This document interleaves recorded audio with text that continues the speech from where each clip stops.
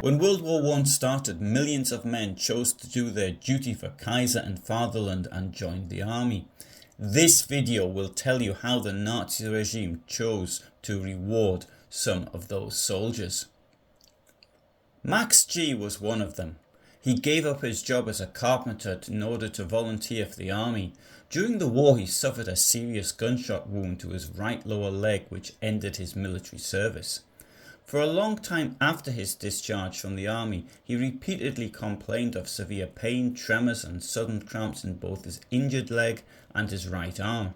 His war injury was the reason why all of Max's attempts to return to his previous job as a woodworker failed.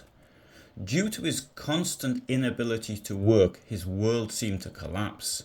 Because of his disability, he no longer felt like a fully fledged member of society. He was frustrated by this and isolated himself more and more from his environment.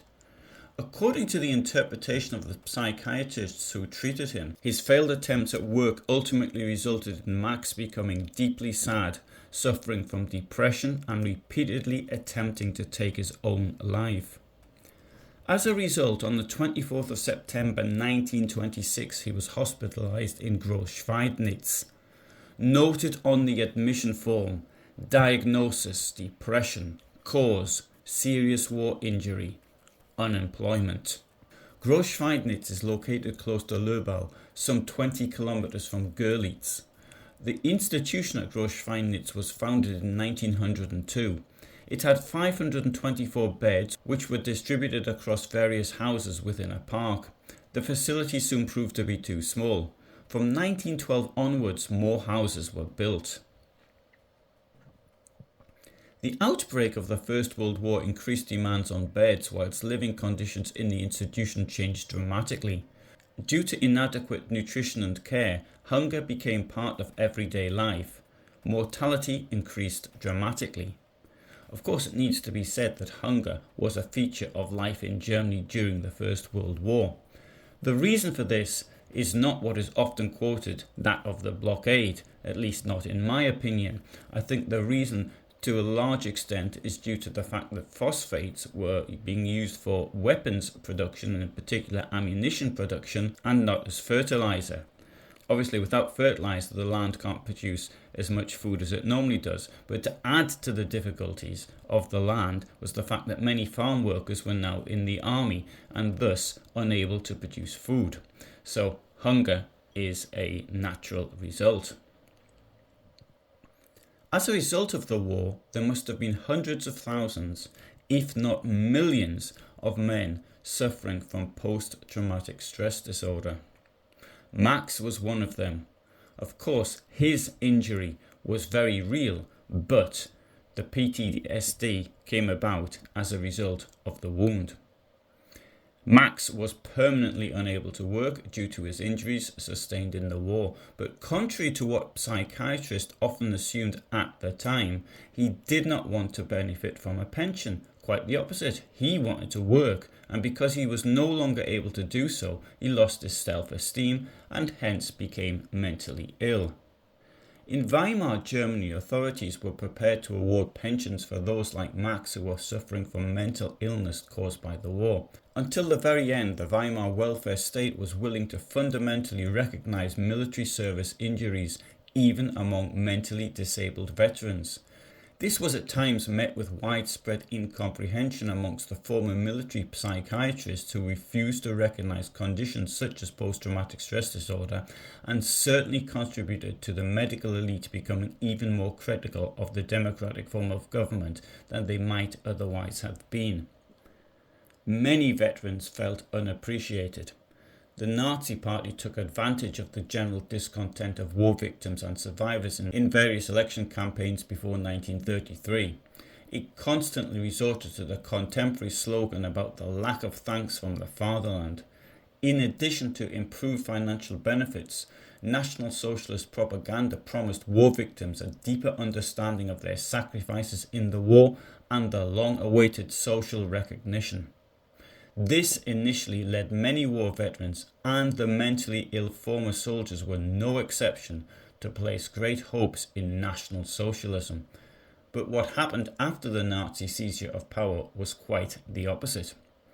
When the National Socialists came to power, racial hygiene became a leading science sanctioned by the state. This development is closely linked to the stigmatization of those with allegedly inferior genetic material, who should no longer be granted any right to state welfare. Mentally ill soldiers also fell into this category. Because of their supposedly degenerative genetic makeup and their alleged unwillingness to work, they were vilified as being antisocial and had to be immediately excluded from the pension system. On the 3rd of July 1934, the Hitler cabinet approved the Reich Ministry of Labour's proposal to amend the law on pensions. The Nazi leadership had promised to reform the war pension system in the interests of World War I veterans, but the new law offered them no financial benefits. For the war participants who had hoped for appropriate recognition of their achievements from the Nazi regime, the new bill turned out to be a great disappointment. The change in the law also included a far-reaching review of existing war pensions. Pensions that had already been granted during the Weimar Republic could be withdrawn. Veterans with PTSD were particularly affected by this. Around 16,000 of them were identified as malingerers and their pensions were cancelled. Even though there were still isolated exceptions, perhaps for hardship cases, and in particular for old fighters of the Nazi Party, the Third Reich actually meant the end of their state-recognized status as war-disabled people. Because of their supposedly degenerative genetic makeup, war participants who, according to medical assessments, suffered exclusively from psychological complaints were part of the group of undesirable national comrades who should no longer be a financial burden on the national community. Indeed, these undesirable national comrades ceased to be national comrades. With the beginning of the Second World War, even their right to life was called into question, and they ran the risk of being caught up in the Nazi euthanasia program.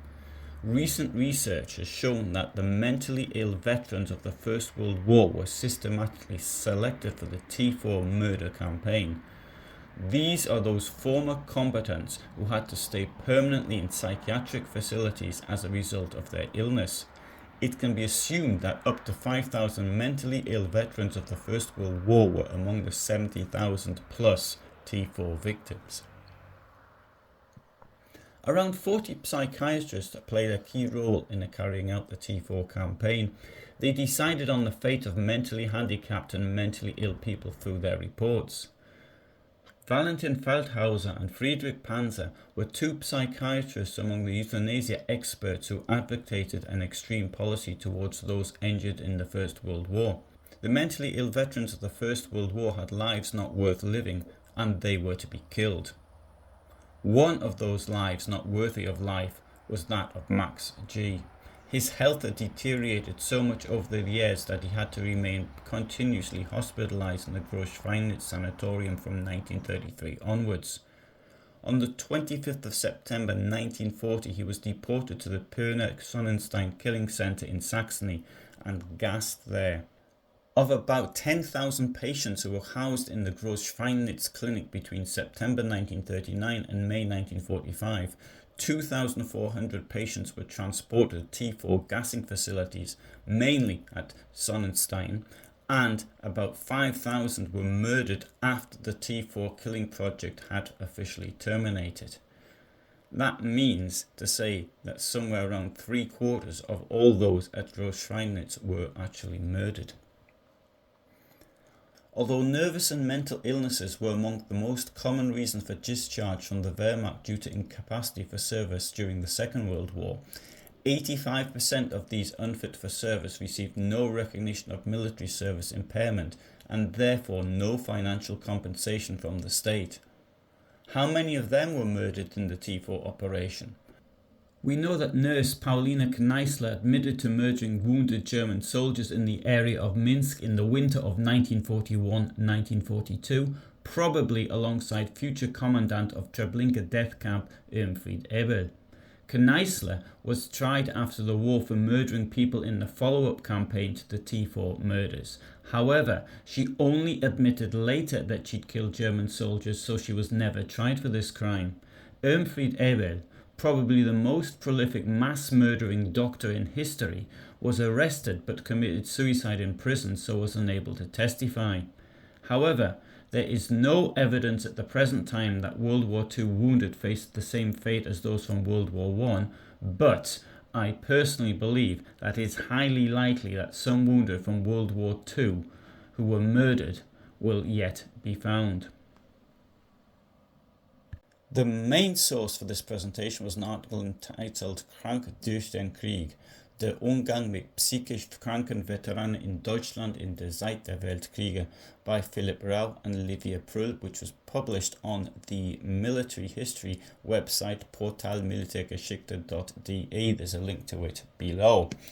I have done various videos on the T4, particularly on Grafenek, on the grey buses. I've done videos on Irmfried Ebel. So there's a lot of material on this channel which you'll find. I'll put some links below for those of you who are interested. Also, I'll have to go to the Großschweinditz clinic to see what it looks like today. It's still in operation, and I think that'd be quite interesting. I'm quite often, at least a couple of times a year, in the Görlitz area, so I'll try and do that as well. But for the moment, thank you very much for listening. I upload every Friday at 2000 hours my time. I'm based in Poland and in Germany, so that is when I upload, but I do upload at other times as well occasionally. And so if you want to know when I'm uploading, or maybe even doing a live broadcast, then the best way to find out about that is to subscribe, and then you will be notified. But for the moment, from me, thank you very much for listening, and all the best.